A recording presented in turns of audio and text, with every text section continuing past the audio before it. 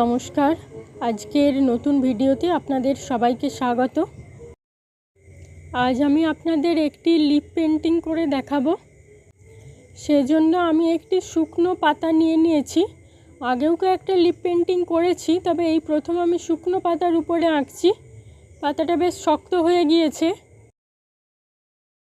আমি এখানে সাদা পোস্টার কালার ব্যবহার করেছি। পুরোটা আমি শুধু একটা রং দিয়েই করেছি। আপনারা চাইলে এটা অ্যাক্রিলিক বা ফেব্রিক দিয়েও করে নিতে পারেন। আমি এই প্রথম শুকনো পাতার উপরে আঁকছি। কিছু কিছু জায়গায় আঁকতে একটু অসুবিধা হচ্ছিল। আমি এখানে খুব সহজ কিছু ডিজাইন করেছি। এমনিতে আমি কলকা খুব একটা ভালো আঁকতে পারিও না। পাতাটা কিছু কিছু জায়গায় একটু ভাঁজ হয়ে গিয়েছে, সেজন্য কয়েকটা জায়গায় আঁকতে একটু অসুবিধা হয়েছে।